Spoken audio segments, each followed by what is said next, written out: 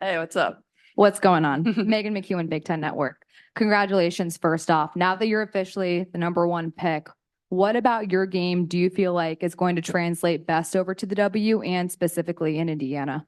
Yeah, I think the biggest thing is definitely my passing. I think that's at times kind of what gets overlooked in my game. I think I think the scoring and the long shots is what everybody falls in love with. And then obviously going to an organization that has, in my eyes, one of the best post players in the entire world. That's my point guard eyes just light up at that. And obviously Aaliyah's been one of my teammates before. So I'm excited. I can't wait. But yeah.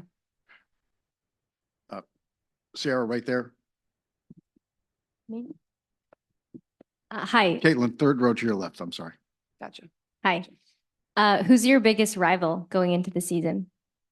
Honestly, like, I don't really feel like I have a rival. I think the biggest thing is like the WNBA is so competitive right now. Every single time you step on the floor, it's going to be a rivalry. I think so many teams are loaded with so much talent, and this is the most competitive league in the entire world, less than 144 spots. So you better bring it every single night. And I think that's exactly what I'm going to do. But I think that's exactly how I lived my college career too, is like every single game, no matter what the opponent was, I prepped the exact same way. I prepared the same way. I brought the same fire. I brought the same energy. And I think that's the biggest thing going into my WNBA career. Andre.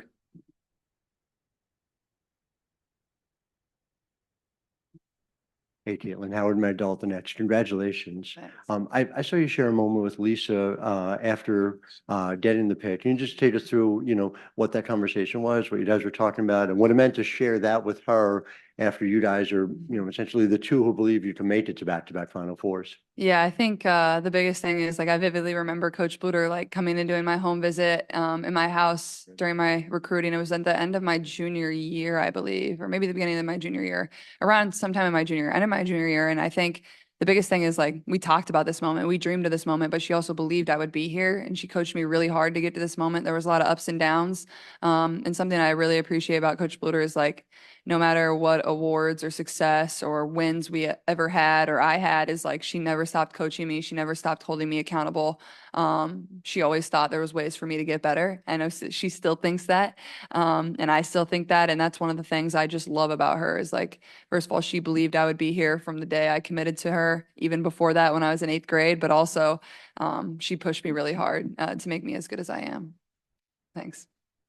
Caitlin, the center to your left in the second row. Hi, Jennifer Porty from Let's Talk Women in Basketball. Which player are you looking forward to playing with or against this season? Definitely Aaliyah Boston. Come on now. And I think also Erica Wheeler, like a vet, somebody that's been in the league a long time, somebody that is in the organization, has been in the league, understands what it's about, somebody that I can lean on.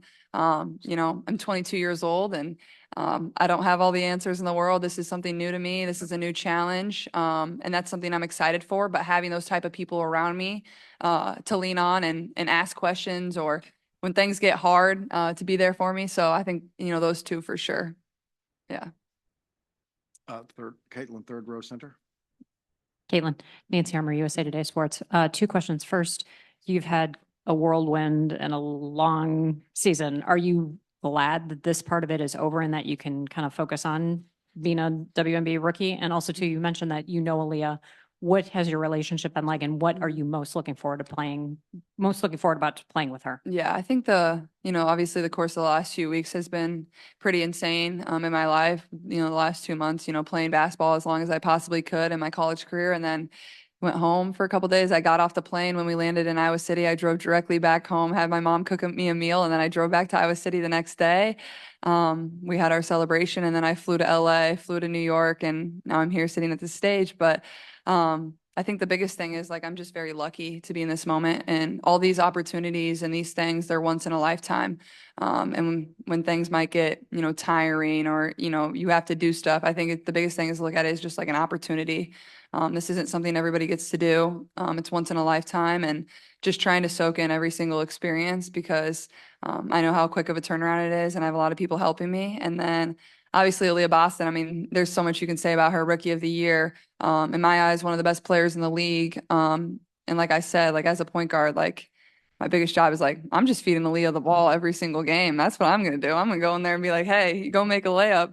She's going to make my life easy. But she's incredible. But the thing about I love about her is like, she's just a great person. Like she loves the game. She knows the game. She supports the game. And she has a smile that affects a lot of people and brings a lot of joy to people when they watch her. So I can't wait to be her teammate again. Caitlin, in the center section, last row to your right. Hey, Caitlin, Dylan Manfred from Sportico. Just curious about, all the sponsorships you've had and all the NIL deals. How do you plan to maximize this business opportunity now that you are a professional basketball player in the WNBA? How do you plan to carry that on? And also, what has been the biggest piece of business advice that somebody has given you going into this next phase in your basketball career? Honestly, like if I'm being completely honest, I feel like it doesn't change a ton from how I lived my life over the course of the last year. Sponsorships stay the same. The people around me, agents and whatnot have been able to help me and guide me through the course of the last year. And I don't know if I would be in this moment if it wasn't for a lot of them. And my mom has done a lot. My dad has done a lot. So I think that's just the biggest thing of, the advice I would say is just like lean on the people around you. Like I don't have to do every single thing. And I think at the same time, like in college, I always said like, my main focus is on basketball. That's why I've had every other opportunity in my life is because of the way I carry myself, the way I play the game.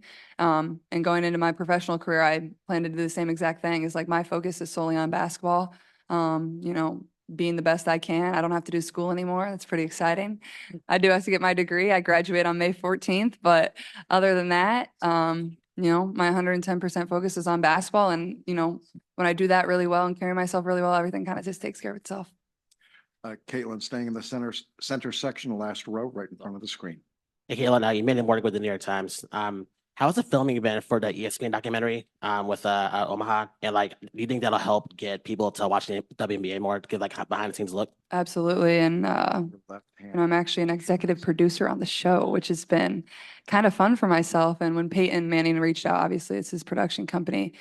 I was a little skeptical at first, but I was like, I don't know if I really want to let people into my life like that. I've never really done it.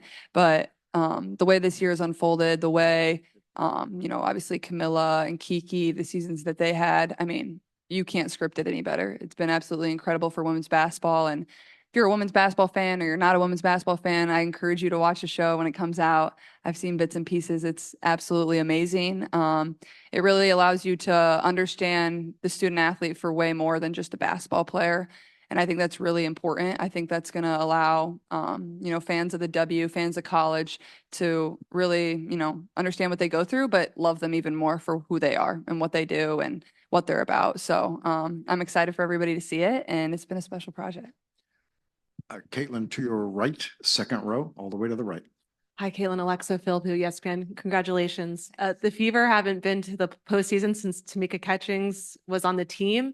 You've had some time to think about what your role could be like in Indiana. How important or how excited are you about the prospect of hopefully getting the Fever back into the playoffs with this young core that you're building around? Yeah, absolutely. And that's definitely our goal is to get back to championship habits. And I think it's so cool for me. Like I vividly remember my freshman year during the bubble, we played Kentucky in the round of 32 and Tamika was on the game and I was like tweaking out. Like I couldn't believe she was calling one of my games. Like Sierra. somebody I idolized, somebody that I loved and somebody that is not only a great basketball player and everything that she did, but she's a tremendous person. And I just think that speaks to the organization as a whole and everything they do is so first class.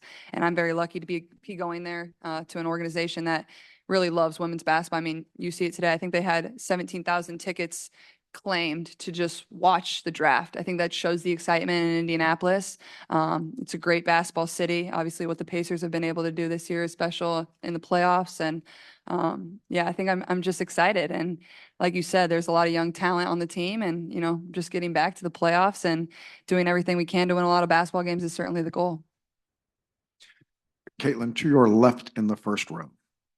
Hi, Shara Taylor, New York Beacon. Congratulations. Thanks. Can you take us through the emotions of being the #1 all-time scorer in the NCAA to the emotions you felt when you heard your name called today? Yeah, honestly, I feel like this was definitely a little bit more emotional for me. And I think that's because when you're in the heat of competition, you don't have time to really feel your emotions. You're so competitive and you're so fiery, you're not really worried about all that. And I think that was the biggest thing through my career is first of all, I was able to have a lot of closure in the way my career ended and everything that I was able to do. Obviously, I played the maximum number of games I could play my senior year, and obviously we didn't win, but you know, I feel like you did everything you can to be in that moment and compete as hard as you can. But when, you know, when you're kind of just sitting at a table waiting for your name to be called, I think that really allows the emotions to feed you and you're with your family. Like obviously playing a basketball game, I'm not out there with my family. So sharing that moment with them and enjoying it and people that have really had my back and believed in me more than anyone is super special.